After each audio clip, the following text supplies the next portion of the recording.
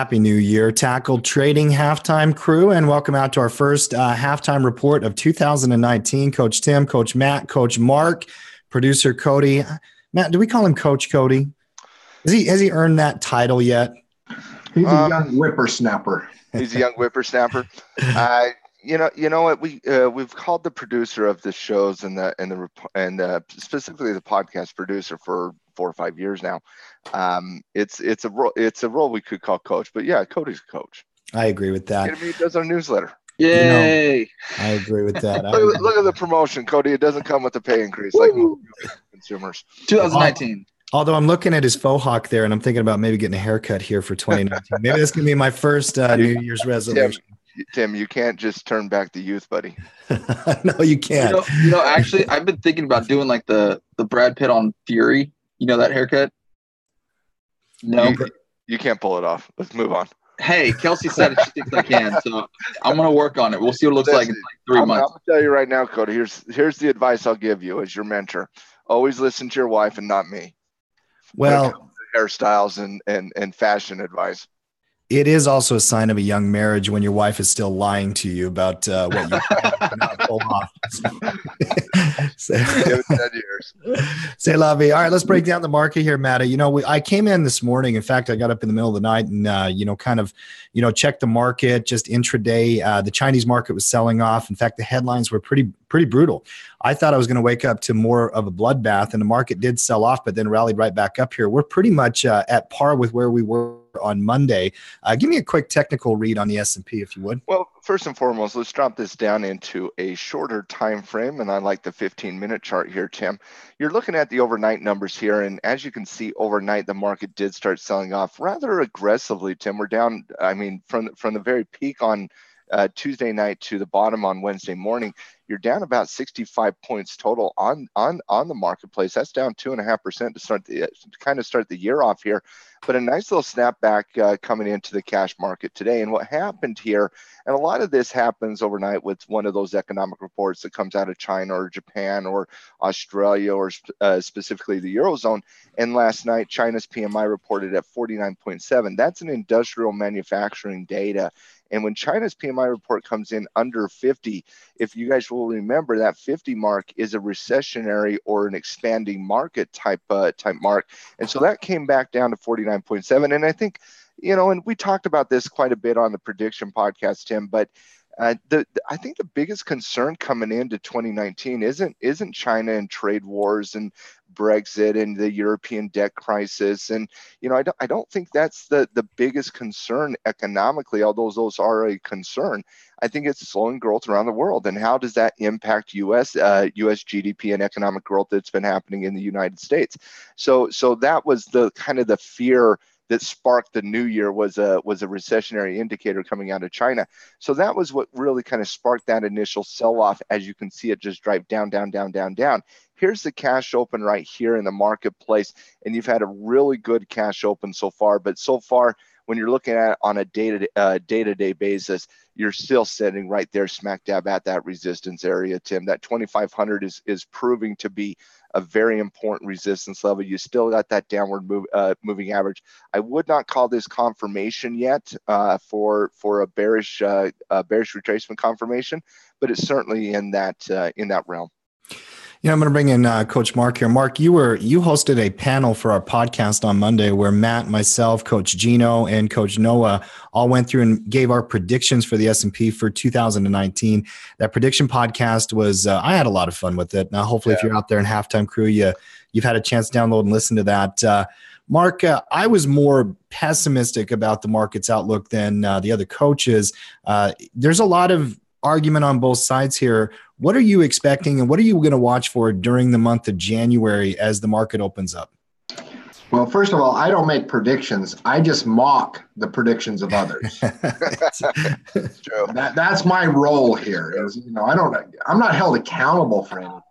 No, what you do is if you're going to make a prediction, you make an outlandish prediction, because then if you're right, you look like a genius. If you're wrong, you just say, hey, it was outlandish. I was joking. Tim tried that. Bitcoin 60,000. I was just going to say.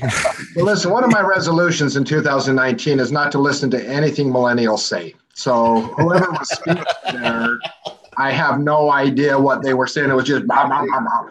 I think Mark has just fully embraced his baby boomer mentality. I can still mute you, Mark. Actually, I can boot you from this. All Cody's voice sounds to me is the teacher on Charlie Brown. That's all I hear. Okay. All right, so that's one of your New Year's resolutions. How about that prediction podcast? No, the prediction podcast was it was really, really enjoyable. If you haven't listened to it yet, go to tradingjustice.com or iTunes and put in Trading Justice Podcast. Basically, what it was is that Matt and Tim, along with Noah Davison and Gino Poor, got together and made their predictions. And it wasn't just predictions; it was also analysis and this high-level thought of where certain markets were heading in 2019. Where were the equity markets, the stock market, oil, gold, cryptos, and some other stuff. And I thought there was a lot of it's a must listen. It is absolutely a must listen. So go download that right now. But the coaches there was some consensus, thought. There were some differing specific predictions. Everyone's kind of saw a rough start to the year. Makes a lot of sense. So if you ask me what's the market going to do in January, well, I'm always going to bet on the trend. Because guess what? I'm not always going to be right, but I'm going to win a lot if I bet on the trend. And heading into the year, the short and intermediate trends are down on the market. In fact, we're heading into a classic to start the year off, bearish retracement setup across, not only all of the markets, but hundreds and hundreds and hundreds of stocks starting the year in classic retracement setups. So barring some huge catalyst, some gigantic momentum that just spurs out of something, there's just a lot of resistance falling into any rising price action. So this is something I will bet every time. I'm going to bet on the trend. Yeah.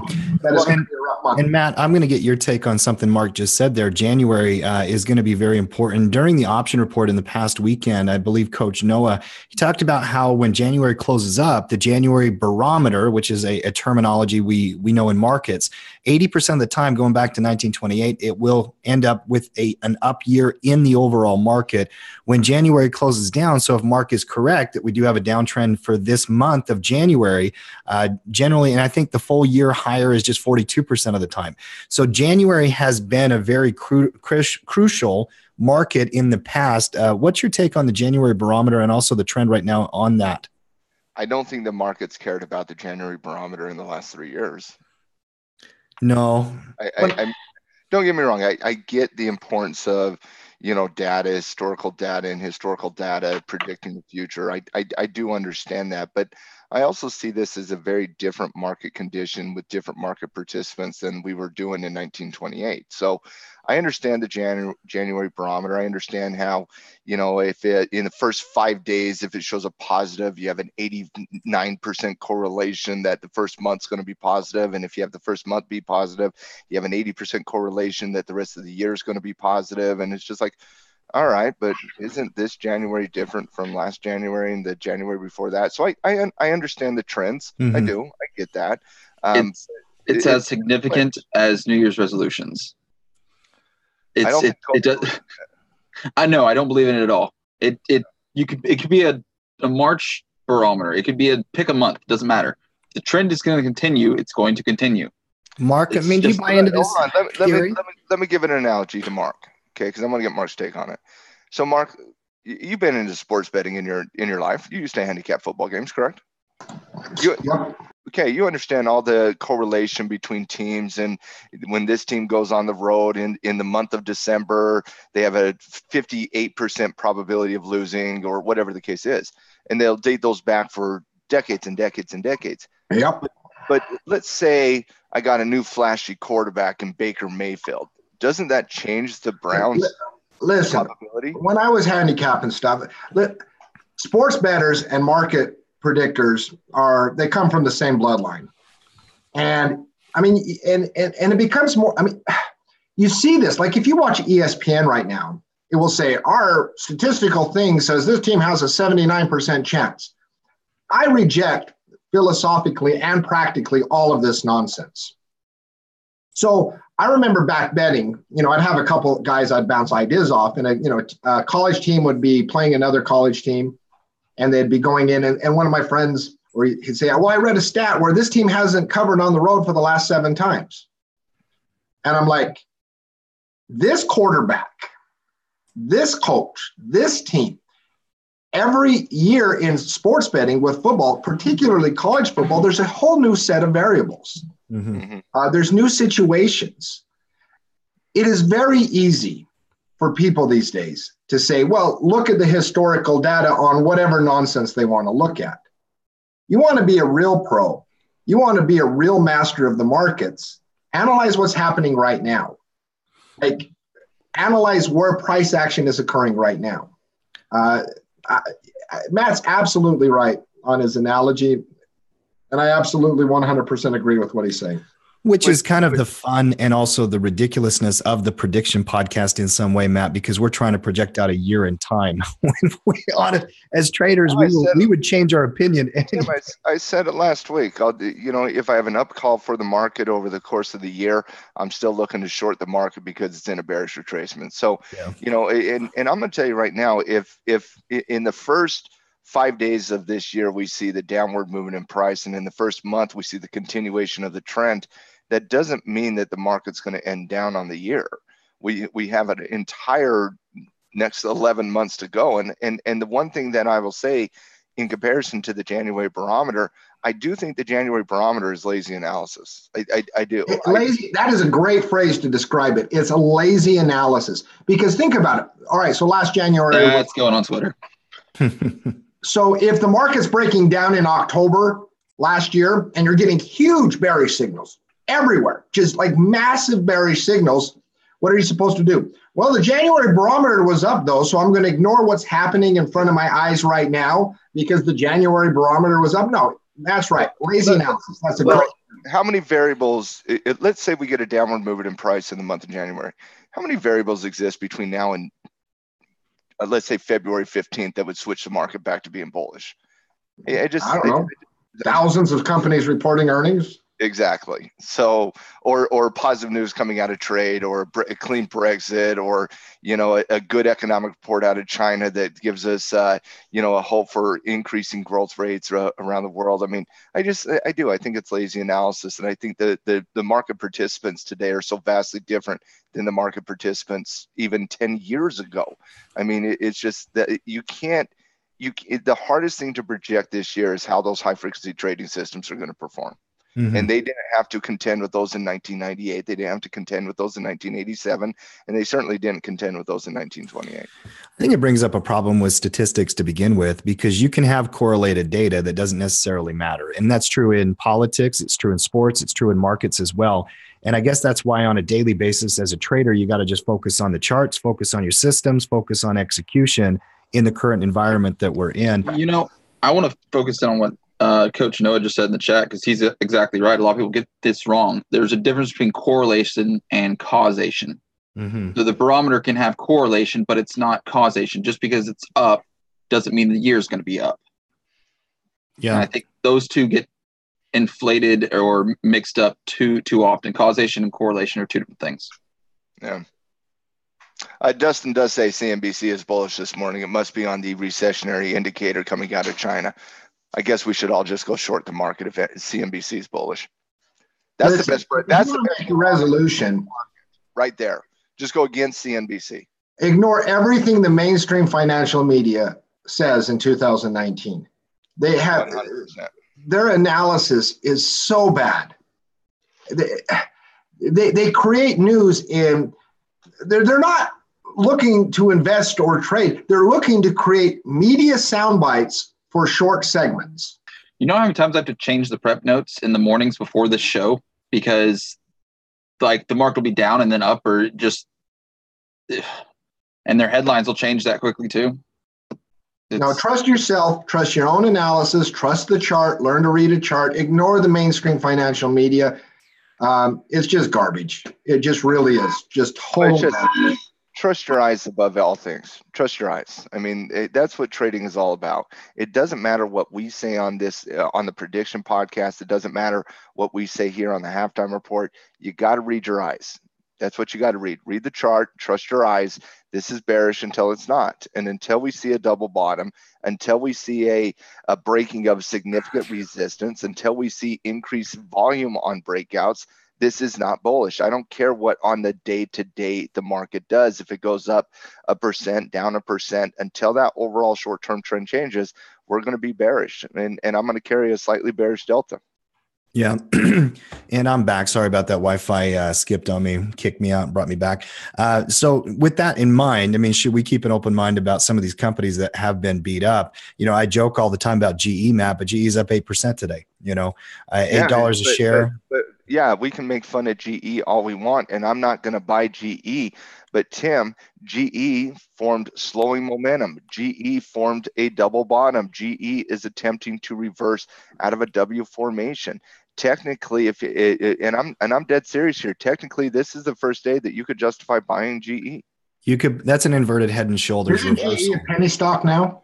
No, $8 a share. Well, it depends on how you define penny stocks. I've heard people define $10. It's not. That was a joke. No. I've heard traders say anything less than $10 a penny stock. Well, Coach, that's lazy correct. analysis. Just not accurate. That's not lazy analysis. That's just wrong. GE is the top gainer on the S&P today. Win is second, actually, Matt. We were talking about casinos, and we have a big announcement today that we're going to be releasing our Tackle 25 systems. We're going to talk about that later in the show. Some of these bottom feeder companies actually did make the list with good fundamentals. Win is showing a lot of strength here, Matt. Double bottom here. Yeah, I mean, you're starting to get a double bottom, but this isn't viable yet. GE's breaking resistance. This isn't. Mm-hmm. So, I mean, that you are seeing some subtle changes on some of these bottom feeders, Tim, and there's going to be an opportunity here. Every single week we look at reversal patterns in those scouting reports every single week, and we're going to put some of those on the scouting report. So, yeah, I mean, when we start to see some of these bottom feeders that have been beaten up in the second half of 2018 reverse and start breaking resistance levels on companies like Win, like I said, I'm not going to buy GE. That's not a company that I'd look to own in any capacity. But a company like Win, if it breaks out of resistance at 110 or 120, depending on how you want to categorize it, that's a tradable signal. Absolutely. And I did get, Beth, I saw your email today. It's always good to see your name, #halftime crew, one of our best, most loyal students here. I'm glad to hear that you are excited about that list, Matt. We're very excited to release it later today as well. No, it's the Tackle 25. The email is definitely going out sometime later today. We do have the list finalized. Tim, we have the video system finalized as well. The write-ups finalized, the quizzes finalized. The only thing we really kind of need to do is, dot some I's and cross some T's and put some bows on some things, and we'll be done. But for all the pro members of Tackle Trading, you should get an email from us later today with the announcement of the new Tackle 25. And I'm extremely excited for it, Tim. It's not just the list. It's how we separated the list into different types of lists, like poor boy covered calls, dividend fireworks, your dirty, sexy money list that we talked about, high growth, high valuation type of stocks. You can get 3, 4, 5, 6% on a covered call. So we have different types of lists this year, but the number one thing I'm excited about outside of the list, because that's the list I use primarily for covered calls, naked puts, and even most credit spreads. But the most the thing I'm just excited about, Tim, is the videos. The videos are excellent. I mean, just absolutely excellent. I thought I had one of those videos up here, Tim, but I just want to quickly just look at one module, just to kind of give everybody a little bit of a flavor here. Risk in the downside movement. Right here, in this little video is part of the Tackle 25 video system, and it's in session module 7 when we're talking about how to protect the investment, how to protect against downward movement in price in long-term investments, how to hedge, how to add protection in terms of the collar trade. And I'm not going to play it, but you'll just kind of see. I love the visuals here, Tim. Just these visuals are some of the best educational visuals you will ever see in any capacity. And the way that you go about teaching somebody the difference between a long stock risk graph, adding the covered call to the risk graph, and then finally collaring the trade. And then as you're doing it, you see these numbers change and how you can kind of show how you're hedging that. So on a long stock position, you have a delta of 100, and then you come into where you're doing the covered call and how you're hedging your delta down to 69, and now you're giving positive theta, and then how you add the collar trade and it hedges your delta even more. It's quite frankly some of Tackle's best work, and I'm very excited for the Tackle Pro members. Well, I'm fired up about it too for a lot of different reasons. Number one, I know how much our team worked on this thing. You know, I know how much time you put in and Mark put in and myself put in. We really, put our shoulder to the wheel on this one. And I know that's. Man, I'll start singing there, buddy. You start giving me old Mormon tunes, I'm going to start singing. Put your shoulder to the wheel. Oh, come on, let's do this. I'm not singing. Put your shoulder to the wheel. Come on. Mark could sing before I'll sing. I promise you that's not going to happen. But not only that, Matt, I'm excited about the mastermind group. Next week on Wednesday, you and I, we're going to be there. We're going to be teaching a mastermind group. We're going to update these lists. We're really going to put, premium effort into this Tackle 25 like we always have. But I really think 2019 is going to be the best year for the list. Well, it's like any business. You grow. Right. Yeah. You grow, you modify, you succeed. So, as the market evolves, we're going to evolve as we get better, everybody gets better, and our systems are just going to get better and better and better. I'm excited. I'm very excited for the list this year. Very excited. It's the best list we've ever had, in my opinion. Yeah. And Mark, Jim, that includes the 2017 list that almost every stock outperformed the market that year. I mean, it was just literally just a blowaway year in 2017 for the Tackle 25. 2018 a slightly down year given what happened with the market, but I cannot be more excited for the 2019 list. Yeah, absolutely. Give me the Dow Jones, Matt. Let's keep working through our checklist as we always do on our halftime report. Let's move on to large cap companies.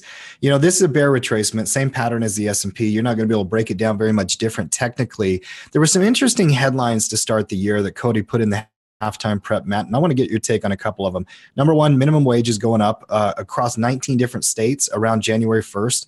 So employment is strong. We're still under 4% unemployment, and people are working. Wages are coming up.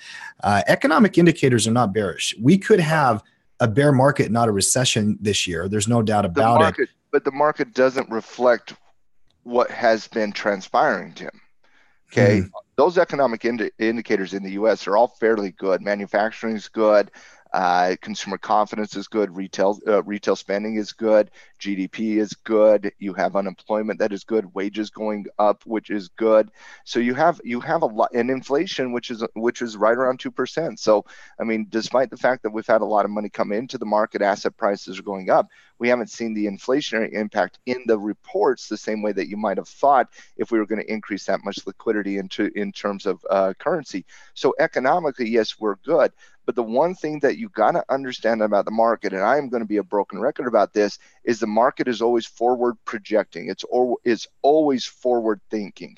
And so even if economic indicators are good today, it doesn't change the fact that we have an economic indicator come out last night in China that confirms the biggest concern for the market, and that is European and Chinese slowing growth and how that impacts U.S. companies. I got to put emphasis to what Matt is saying here. And it is really, really important, and it might be, as Matt is alluding to, the storyline of 2019. In 2017, you had this phrase that caught on, synchronized global growth. People like to do lazy analysis and say it was all tax cuts that drove the market in 2017 up, and that is not true at all. There became this huge groupthink that there was global synchronized growth, i.e. all of the major economies growing at a really nice pace, and it helped fuel the market. Lately, The opposite phrase or a different phrase has started to emerge in mainstream financial media, in the groupthink, and it's global economic slowdown. And that phrase and that sentiment is absolutely starting to build as a major force behind price movement. So if you see reports like this morning, if you see reports out of Europe or China or Japan or even emerging markets where the data is okay, it's not recession, it's not end of the world, but it will feed into this slowdown. It doesn't say global economic recession, it's global economic slowdown. And that will weigh on the markets, as Matt is saying, until that mindset evaporates. So, and I want to be very clear. When I say a global slowdown, I'm specifically talking about China and the Eurozone specifically, how that impacts U.S. Revenues. Because, I mean, let's face it, guys, what, 50% of U.S. company revenues come from those two markets, the Eurozone and China. So if China slows down, Europe slows down, that's obviously going to bleed into the U.S., and the U.S. is going to slow down. But I do not want to mince words. I'm not predicting a recession in any capacity. I still see U.S. growth this year in the 2.5% range, 2 to 2.5% range, which, in comparison to 2009 to 2017, that would be a very good year from a growth perspective. But when you're talking about the U.S. grew at about 3.3% annualized in 2018, and you come down to 2.2 to 2.5%, that's a slowing growth, and that's going to impact corporate earnings, and that's going to impact retail sales, and that's going to bleed into other things. And I just don't see, and because of these things, I just don't see a market like we saw in 2017 where it's just buy. I think it's going to be very, very choppy, especially in the first 2-3 months of the year. Matt, do you expect GDP growth to contract, though? I mean, we were at 3-4%. We were 3.3% annualized in 2018. We were under 3% in 2017. We were under 2% in 2016. So that's an expanding growth. That synchronized global growth was Mark that's talking about. That's exactly what was happening in really kind of 2015, 2016, 2017, even coming into 2018. And so now when you go from an expectation of 3.3% down to 2.5%, yeah, that's a contraction, and that's a concern. And the market certainly could sell in that, but that's not a recession. I do not foresee a U.S. recession in 2019. It's going to be an interesting market. Obviously, we're going to be here every day on Tackle Trading when the markets are open, doing our halftime report. Two strong areas on the Dow here today. Leadership in Chevron and Exxon. Energy stocks are coming back up here today. Crude oil and energy is going to be a play to pay attention to. Coach Gino in the prediction podcast, he called this one his favorite sector for 2019. Yeah, he loves energy. He loves energy. But then again, I think he would call it his favorite sector every year. He loves energy. He just loves energy. I mean, we all have our favorites. We all have our loves in the marketplace, and obviously oil and energy is one of those. Exxon having an absolute great day, but this is the problem that Exxon has. This is the problem that Chevron has. This is the exact same problem that a lot of the bank stocks have as well. They've been beaten up so far in the last month that they're so far overextended to the downside. Tim, as an investor or as a trader, you're not buying anything here, and you're not going to buy anything until you see, coming back to your favorite company in GE. You're not buying just because one up day here or one up day here. You got to wait for that trend to kind of reverse, and you got a little bit of a W, inverted head and shoulders pattern here. Then you start breaking out of resistance, and that's a buying signal. We talked about it on Win here, how Win in a tremendous bearish downtrend all the way through the last 6 months of the year starts to slow down. You can see slowing momentum, potential reversal patterns. It has not reversed yet, but it's trying to. You compare that against a company like, say, let's go Goldman Sachs here. Okay, look at this. Okay, Goldman Sachs having a very similar day to the other company we just looked at. Up 2.48% today, doing absolutely awesome. And you're looking at this trend, and you're like, oh wow, we got a downward moving average at the 20 moving average. We have a downward 50-day moving average. At what point would you buy Goldman Sachs here? You won't buy it today. You got to wait for it to reverse. And so We've talked about this in the past, where those bottom feeders, those dogs of the Dow, where they have their 2, 3, 4% up days, and it gets people excited. But then what happens? They get smacked right back down. So in terms of this, you got to be patient here. Don't be a bottom feeder. Wait for a company to show reversal tendencies. Wait for a W. Wait for a head and shoulders. Wait for it to break out of resistance after that, and then that's an appropriate time to pick up a good, fundamentally strong company that you might want to invest in long term. Yeah, I just don't think you should just pick up the bottoms just because they're up 2% on a day. Yeah, I agree with that as well. And obviously reversals take time. And we've talked about the art of the reversal several times in our halftime report. I always reference that great post that you did over at Tackle Trading about 6 months ago that we updated. Those patterns, they are technical patterns, and they take time to develop. And they will. Some of them will, Matt. The market's not going to go straight down all year, obviously. We know that, and some of these charts are coming back up. NASDAQ in a bearish retracement pattern as well. A lot of interesting action on the NASDAQ. You've got Western Digital, who was on our bear option report like 10 times last year. It's one of the top gainers. WDC, Win, same thing, back up. A lot of these bottom feeding companies are starting to go back up, including Facebook here today, Matt. Facebook is up 4%. Out of all of the different FANG stocks, several of us identified Facebook as one of the potential worst performers for the year, but it's starting out pretty good. Well, to be fair, we don't like Facebook at all. Like there's nothing about this company that I think is good. I think this is a bad company. I think it's bad for America. I think it's bad for consumers. I think it's bad for business.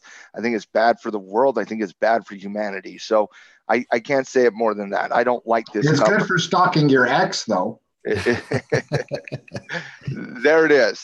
So we got Snapchat for Brett Favre, and we got Facebook for stalking your ex. I like it. All right, so I guess that tells you it's not needed. So yes, I don't like this company, but I have concerns about Facebook though, because I think that's growing in society.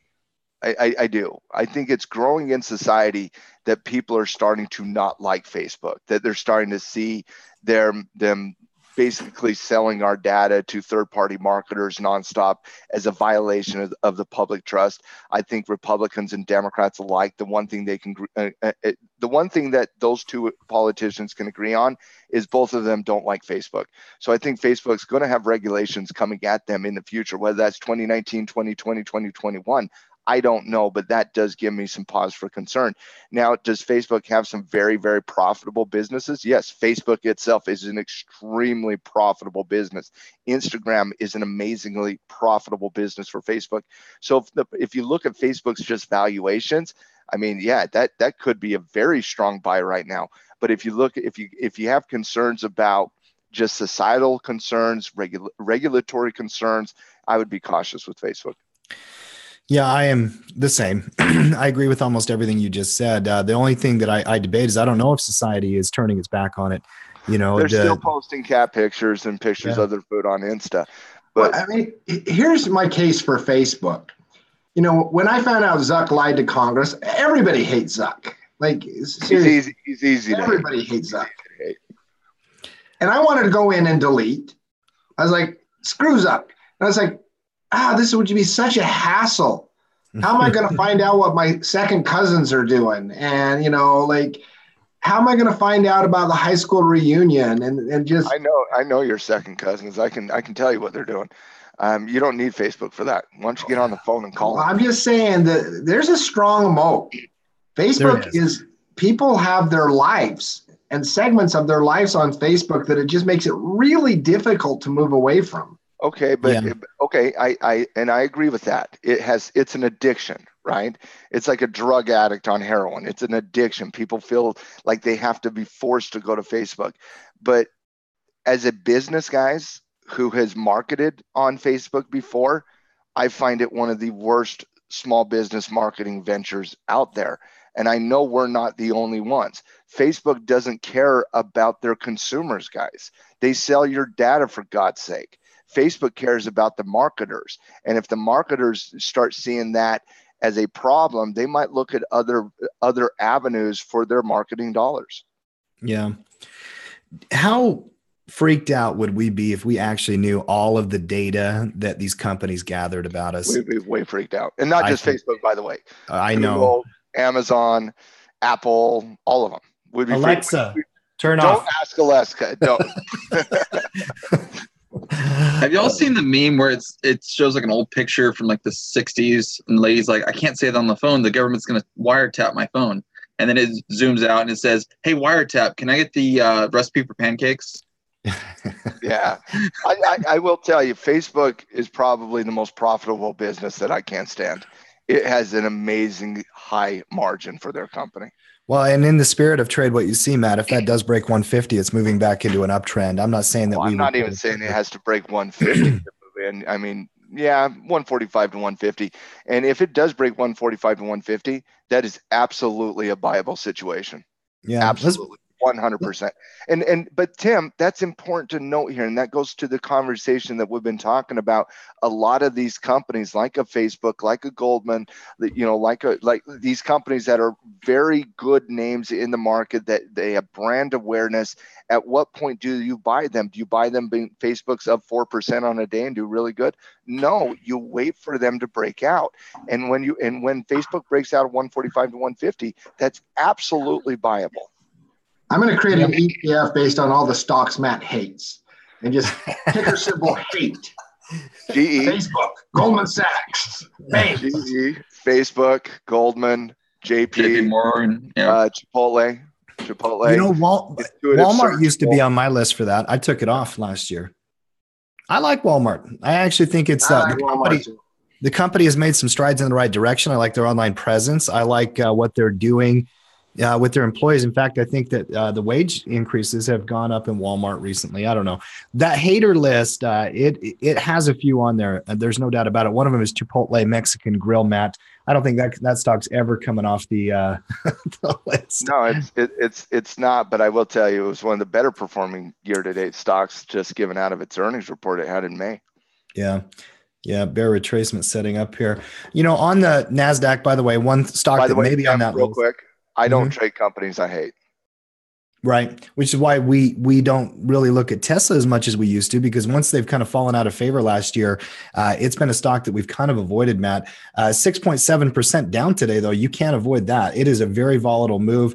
Obviously not starting the year out on a very good note. Shockingly, they missed deliveries. They missed on deliveries. They miss on deliveries all the time. I believe they missed on fourth quarter deliveries is what happened here.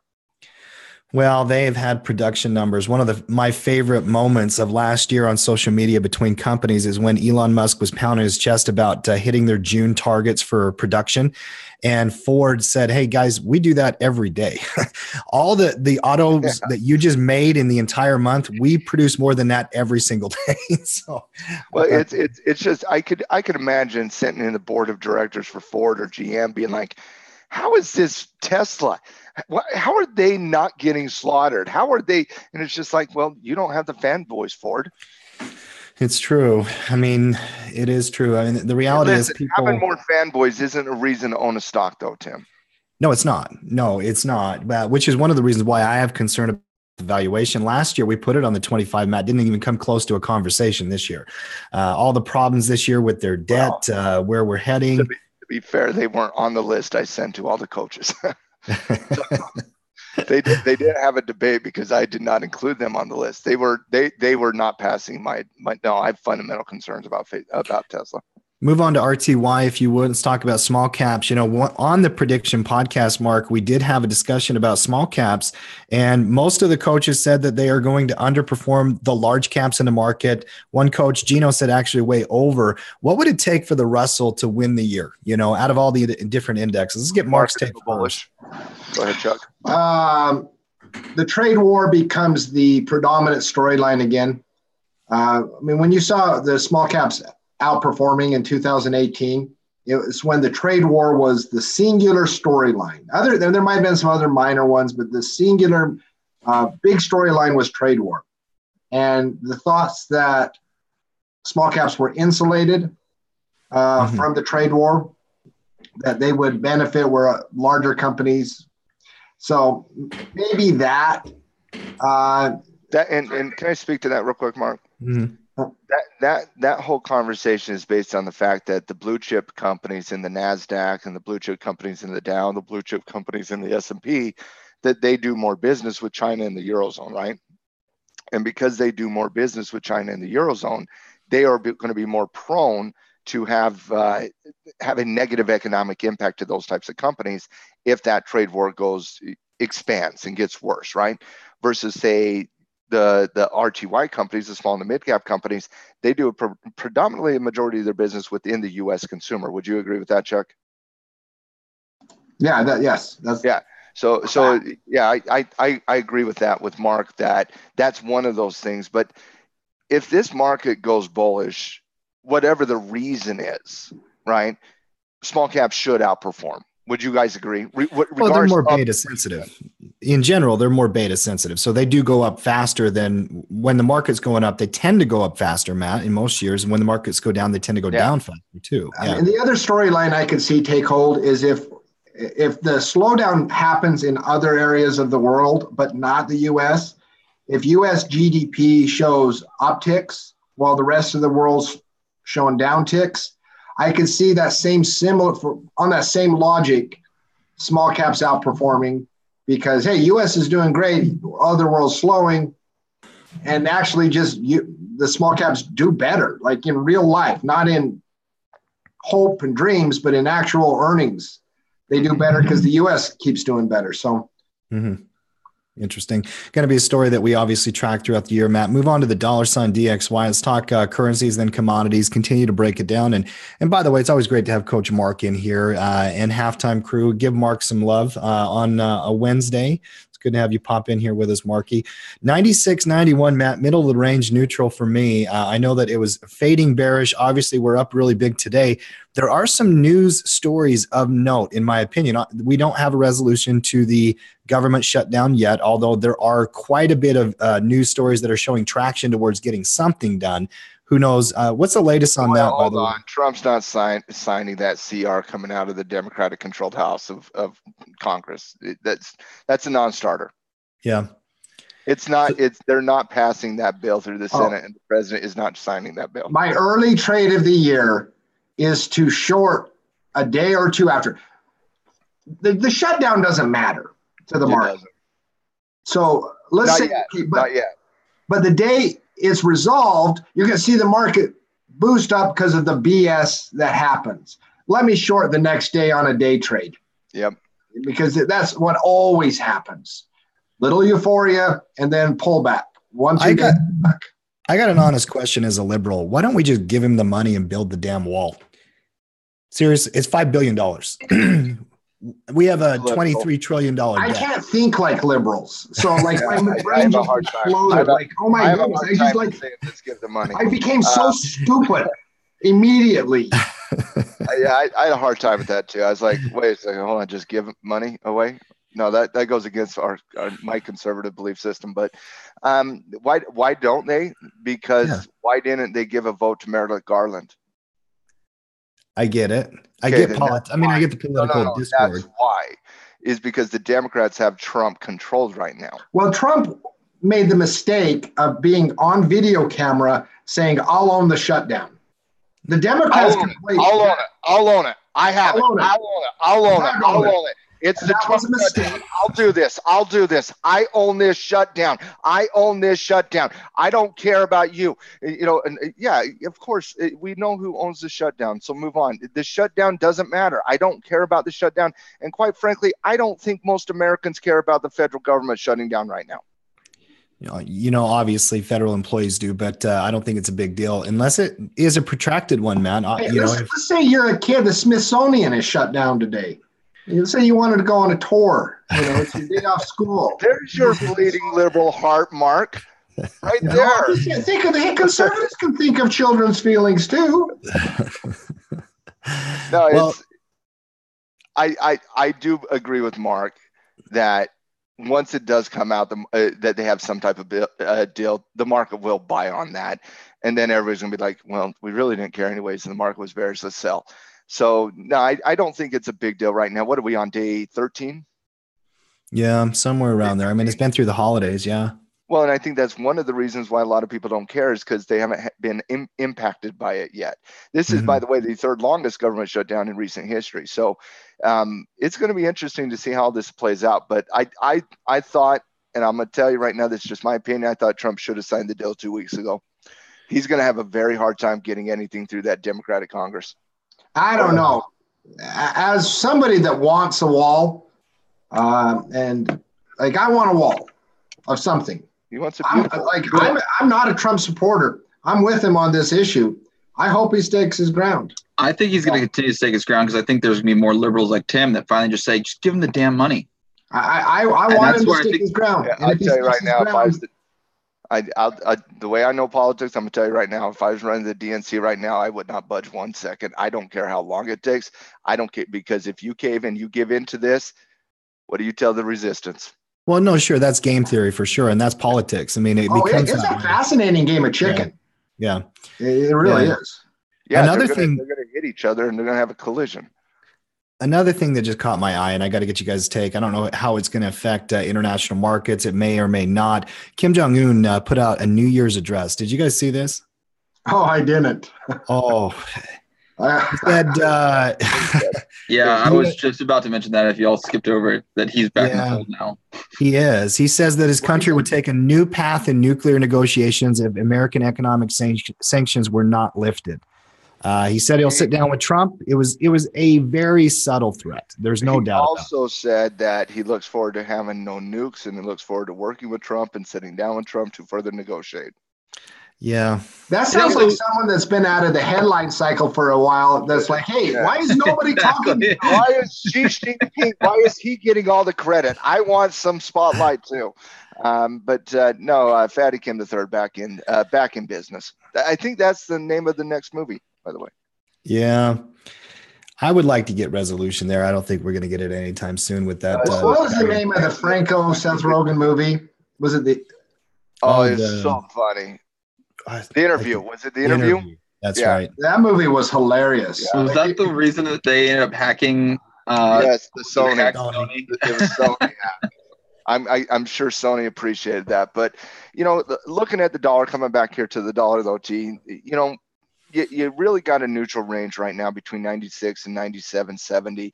And until it breaks that range, I thought it might break 96 coming into today. The Chinese economic report just kind of blew that out of the water. I think you're back to being neutral in a lot of this. Although I'm still looking to short the pound. How many Fed rate hikes this year, Matt? I got on tap for 2. 2. Yeah, I think 2 or 3 are obviously in play. If it's 3, I mean, that's got to be bullish for the dollar, don't you think? Even a third rate hike, that extra quarter point would indicate that they are strengthening. If they raise 3 times, bullish dollar, short market. Yeah, it's going to be interesting with the dollar throughout the year. Obviously, a lot of currency pairs are flashing signs here today. Marky? I'm really looking forward. Everything comes in cycles. You live long enough, everything's a cycle. Every great movie will be remade. Every trend will be redone. I look forward to a few years from now, after we go through a recession and the Feds start lowering interest rates and do a huge quantitative easing thing again. I really look forward to making a lot of money during that time period, both on the way down and then the way up as the Fed's pumping up the market again. Mark, they're going to put so much money into this. They're going to put so much money into it.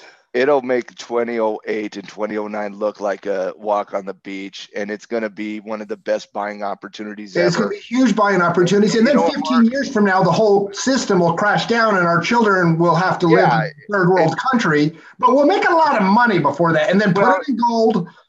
There you go. There's the safety. Let's go make all the money on the downside. Let's go buy the dip when they start pumping money into the market. And you know what? I'm going to come out and I'm going to bitch and moan about how that's going to impact future generations. And at the same time, I'm going to be buying it and buying it and buying it, because what's our job as a trader? Our job as a trader is to trade and make money. That's our job as a trader. And from an economic perspective, from a fundamental perspective, will I disagree with it? Absolutely, I will disagree with it, but it's not my job to go down with the sinking ship. If the Fed wants to pump in another $15 trillion of liquidity into the market over the decades of 2020 to 2030, it's my job to make money in that environment. And like Mark said, park a little bit of it in gold and silver and commodities so that I can stave off the ending of the United States dollar being the reserve currency. No, and with all those profits, I'm going to go build a fort, an underground fort in the mountains, and go all survivalist. Are you going Montana or are you going the Uintas? There's some nice places in Utah. I mean, we don't have to go too far to find some nice survivalist places. There you go. I mean, there's polygamous all around us when you do it, but you know. Mark's embracing his small town roots here today, Matt, mentioning really second cousins and the mountains of Utah. In fact, that's old school justice history right there. Did you not hear the polygamist in Utah? Yes, he's embracing his Emory shoulder County to the wheel. I don't know what's going on here today. Lord Almighty, this is off the rails today. All right, crude oil next, Matt. Give me the light sweet crude contract. Obviously, crude and Brent, they're going to move together. They're up near 4% today. Crude oil is taken off. It kind of makes sense why Exxon and Chevron obviously up here as well. Saudi Arabia came out and said that they had a cut, that they were going to cut some of their production. Volatility is going to dominate crude oil throughout the year. Subtle slowing momentum here, Matt. 50 is the old support, new resistance assumption. You also have falling moving averages here. What's your read on it technically? Technically, you're still in a bearish retracement. I still believe that retracement will hold true until it breaks back up above 50. If crude breaks back above 50, I think that is a bullish signal. But I still have downward pressure. Don't you got to see U.S. producers cut back before you really switch trend? Well, economically, yeah. I mean, I said that in the prediction podcast that it doesn't matter what Saudi Arabia and Russia do with their cuts. If you have a gluttony of supply and the U.S. producers are producing shale at a record pace like they did in 2018, it's not going to matter what Saudi does. Now, do you believe Saudi Arabia is actually cutting production, or are they just saying they're cutting production? I think they're saying they're cutting production. Because there's not, I mean, that's one of the problems I have with a lot of times with numbers coming out of other countries that I don't trust, i.e. Saudi Arabia. Like, you trust the numbers out of this country? Yes, because a bunch of good old liberals like you are doing them, you know? Yeah, Tim, you care about truth and honesty. But I mean, like they could say they're, but like, I mean, what really is holding them to account that they're actually cutting? I trust the numbers out of the U.S. far more than I trust the numbers coming out of Saudi Arabia. I can tell you that. Sure. And if you're an oil producing, exporting country, and we do have a slowing global growth, and you remember what happened to your country in 14 and 15 when we saw this recently with oil and slowing growth, and you've agreed with Saudi Arabia to cut a certain amount of barrels, but then you're faced with, oh my God, if I cut a certain amount of barrels, I might also have to cut pensions. No, you're going to keep on producing. I mean, no, we're going to trust a country that lies about killing a news reporter, but they're going to be just totally honest when it comes to oil production numbers. Oh, I don't want to get started on a tangent on Saudi Arabia. I am going to get started. I would go off. I knew it. Shame on them. And you know what? Shame on Netflix. Shame on Netflix for being cowards to Saudi Arabia.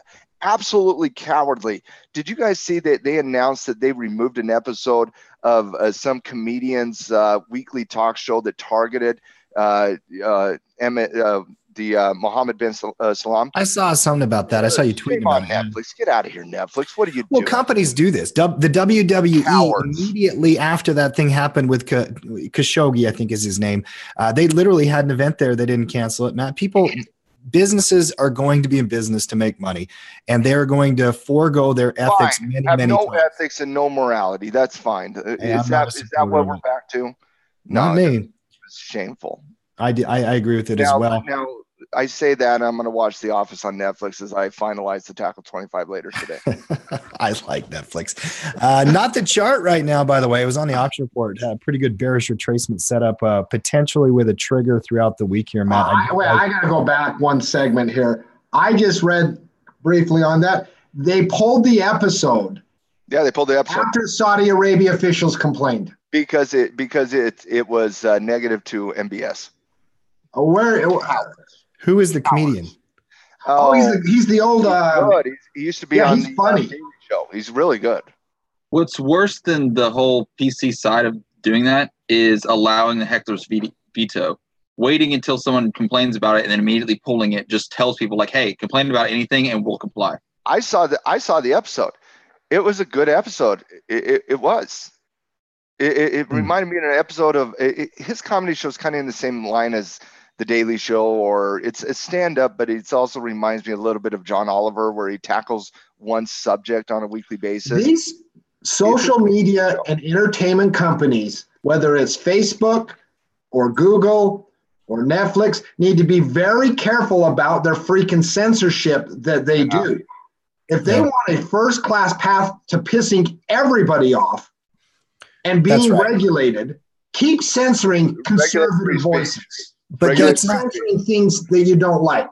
That's not true of Cody's generation, though, Mark. See, you and I and Matt, we come from a time where free speech should be applauded and definitely protected at all levels. But you have people on the left and the right with this younger generation that go after it. It is not a left-right debate with them. I see a lot of these social justice types that are on the liberal side or the conservative side. Hold on. Let's not allow the social justice movement to get more play than they should get. They are on Twitter and Facebook all the time pushing their agendas and their social justice movement, but they don't voice that generation, Tim. They're the loud mouths. They get the headlines. Yeah. They're the loud. Yeah, exactly. They're the loudest ones out there. They're the class clown from high school. Nobody gives a shit about them 10 years from now. Oh, free speech is something that everybody should agree on. Left, right. Don't regulate free speech, period. End of sentence. Let the conservatives have their voice. Let liberals have their voice. Let the public choose which one to believe. If America stands for anything, it's free speech. And what these social media, listen, I'm not a fan of some of these alt-right people that are censored, but it is abominable that they are being censored. Let them say their Get them out in the open. Get them out in the open. Let them say their things. Let them spew their hate. We should never censor them, because what quote unquote is hate is up to interpretation, isn't it? Yes. Correct. And this is where my libertarian. Mark, it's not one of those things where it's like, I know it when I see it. Right? That famous porn case from the Supreme Court. Yeah, who was that justice? You just made me think. Oh, Potter Stewart, I believe. It was Stewart. It was Potter Stewart. That's right. Good call, Mark. Interesting. Throughout the week, Matt, there's not a lot of economic data, but we will get some ISM numbers tomorrow, average hourly earnings, and the unemployment rate on Friday. That jobs report has not been a market mover in a very long time, 3.7% unemployment. It was like the inflationary report for years and years and years, right? It's just once unemployment got under 4%, Tim, that's where it's been, and nobody expects any radical action coming out of the unemployment report. Well, nobody's talking inflation anymore. Like earlier last year, when it was a market mover, because there were several reports that was a huge market mover, people were all focused on inflation and Fed lifting rates, and it seems like the Fed lifting rates is a separate storyline that's deviated from inflation right now. Inflation was a concern coming into 2018, Mark. If you'll remember, coming out in 2017, the CPI and PPI reported both, and PCE reported. And is anybody talking inflation right now? No, because it's starting to come back down. And guys, I mean, that's what the Fed does when they raise 4 interest rate points or 4 different rate hikes in 2018.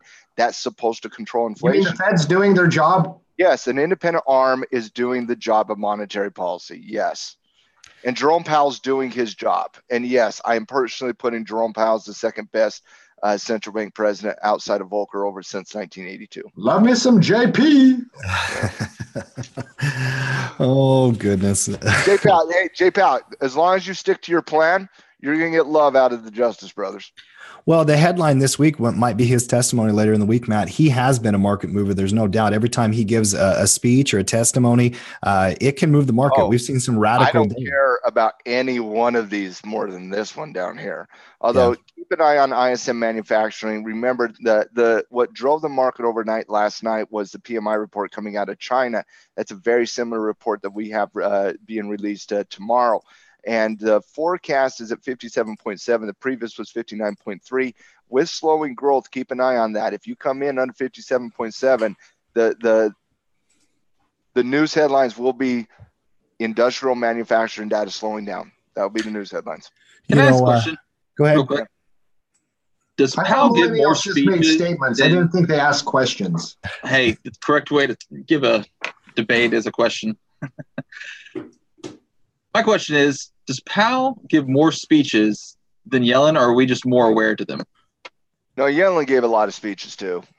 Bernanke didn't as much, but Powell does give more speeches. Yellen gave speeches, just nobody cared because nobody knew she was a perma do nothing.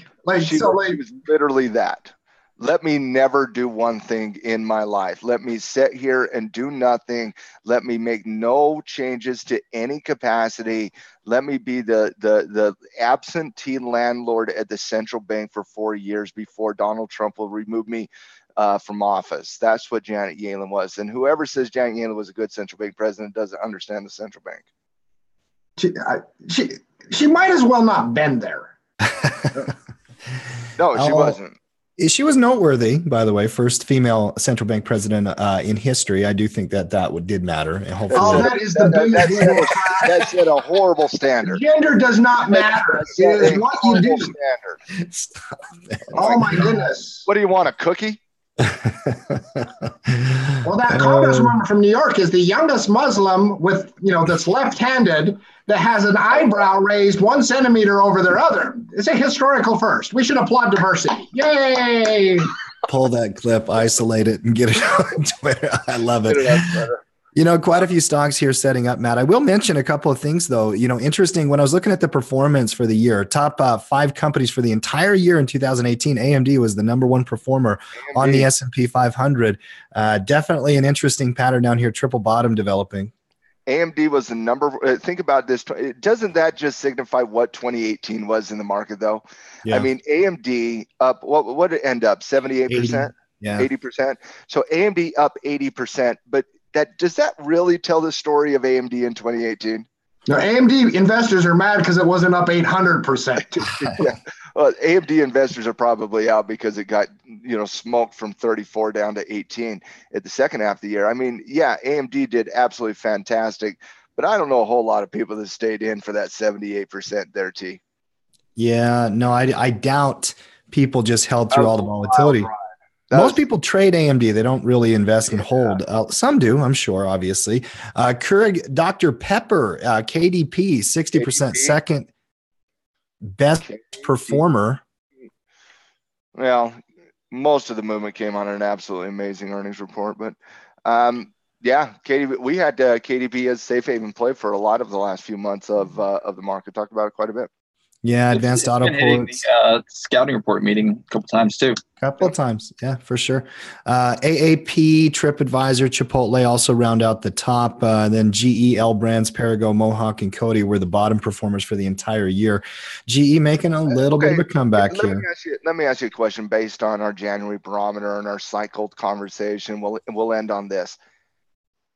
And this kind of goes on what GE is doing here today. Do you guys believe in the dogs of the Dow theory? No. I think it's correlation, not causation. You're not going to make a decision just because something's at the bottom.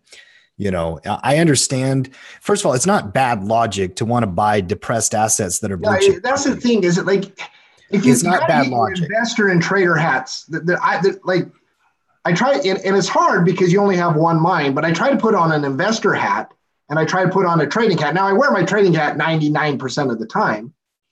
But there is some hey, I believe in this company based on fundamentals. Screw what the chart is doing. I'm willing to hold the company for 10, 15 years. Sure. That's a different mentality. But even as an investor, you're not going to buy it at the very bottom, catching a falling knife, right? No, but you would buy GE today. I'm telling you guys, I mean, I'm not buying GE because, again, I'm not that type of individual that's going to own a company like GE. I'm just not. But I also don't have the hatred for GE that Tim does, right? So it's not on my, I hate this company. We like to make fun of it, but it's fun. GE is such a tough company to really dig into and evaluate because they own 4 billion businesses. Yeah. So really trying to get a whole, it's just never been worth the time to me Well, until they can spin off their bankrupt businesses, which is really what the problem is. They have certain companies where they were issuing health insurance policies in the 1990s that have led them to bankruptcy almost. And so they have to break that company up at some level. And Matt, I think it comes back. I love what Blake says here, halftime crew. I have a dogs of the Dow watch list. I'm okay with that. There's correlated data that says blue chip companies that had a bad year last year should be watched this year. But you're not buying just on the bottom. You're buying on confirmation of the reversal. Right? No, I agree with that, but I do think it's important that for a lot of these companies that were down 20 to 30% last year, okay, that and maybe it's not GE, but maybe it's a Facebook and a Netflix and an Apple and an Amazon and a Google and a CRM and a Square and these companies that were the people loved them for years and years and years and years, and they got really, really beat up in 2018. I know the market was only down 5-6% last year, but a lot of these companies ended up down 15, 20, 30%, guys. And so a lot of these companies that did get their teeth kicked in 2018, there's some really fundamentally good companies there.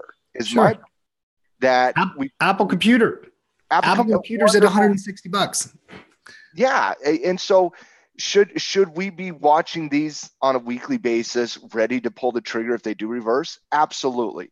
Do I believe in the correlated data between dogs of the Dow? No, I don't. But I do believe that picking up depressed companies that are fundamentally good companies when they're down 15 to 30% based on market cycles and not fundamentals, if they reverse, absolutely. I think we should keep an eye on those. Well, GE's not in the Dow anymore anyways. No, well, they got kicked out. If you really suck, the Dow kicks you out. They kicked you out. All right. Isn't that like when you think about the dogs of the Dow theory? The really bad companies weren't going to kick out, which helps feeds that theory a little bit because they're only keeping premium companies that are doing well. Like the index is cheap. I mean, like I said, a lot of those companies, like for example, right now, I think the S&P has 505 different companies on their list. They'll remove underperforming and add overperforming stocks to the list. It's the same thing they did with AMD just last year, guys. When AMD was going up, what did the S&P do? The S&P like, oh, let's go put AMD in the S&P and show our index a little better. It's just the way they cheat the system. It doesn't mean people who bought the spiders performed exactly what they did that year. For example, if you bought the spiders in June versus January, you're investing in different companies. Mm-hmm. Yeah, not a lot, but there are different companies. Mark, what do we got going on tackle trading this week? I think we got a cash flow club tomorrow. We've got our lounges each and every day, and I think I saw a blog come out today. We've got a big release on the Tackle 25. Lay it out for us. Well, the big thing is the Tackle 25 we're releasing this week, which we will hold a mastermind group with at some point in the near future. Next Wednesday. All right. So we're going to hold that next Wednesday. And we got coaches, the Traders Lounge every morning at 11 a.m. We got Cash Flow Club at 8:30 p.m. Tomorrow night. And it's going to be nice getting back to full weeks. I like the holidays. I like a break, but I also like work. So time to get back. Yeah, I'm excited to be back, and I'm excited to be here with the halftime crew for the first trading day of the year. And just wanted to say Happy New Year to the halftime crew. Thank you so much for coming out here and supporting us. And, on light news days, you're going to get a little bit more, high level content from us. But you stick with us throughout the year. We're going to lead you through whatever happens in the market, guys. So, Tim, take us out. One last reminder. Trading Prediction Podcast, Trading Justice. Download it. It's awesome. Worth your time. You'll be thoroughly entertained. Yeah, I enjoyed that one quite a bit. And Matt, the Tackle 25, we've got a lot of halftime crew here eagerly awaiting it. Beth has emailed me, I think, about 4 or 5 times. Beth, you can email me 100 times.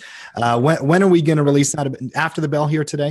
After the bell here today, we're going to get an email out to all of our pro members. And like I said last time we were on Monday, we are going to grandfather in all current pro members of Tackle Trading. The Tackle 25 system will be a paid system in the future. But for all of those who were pro members as of January 1st, we are grandfathering you into that one. And we will get an email out to you guys later today. And that email will have the link for the landing page for the Tackle 25 with the list, all 4 different lists on there the video guides, the PDF, all that jazz. So yeah, we're excited, and hopefully you guys will have that by about 6 p.m. Eastern Standard Time is kind of my target here. Give us a couple hours after the close of the market to get a little things done. But, you know, for a lot of us, we're active traders on a daily basis, so we really don't like to do anything between now and when the market closes 2.5 hours from now. But yeah. after that, we'll get it out to you guys. We'll do it right after the bell, which is, by the way, could be a T-shirt. I'll do it right after the bell. I like that T-shirt caption contest. Good job, Matt. Good job, Cody. Good job, Mark. Always great to have you come in, pop in. And we will see everybody here tomorrow. Halftime crew. See you guys.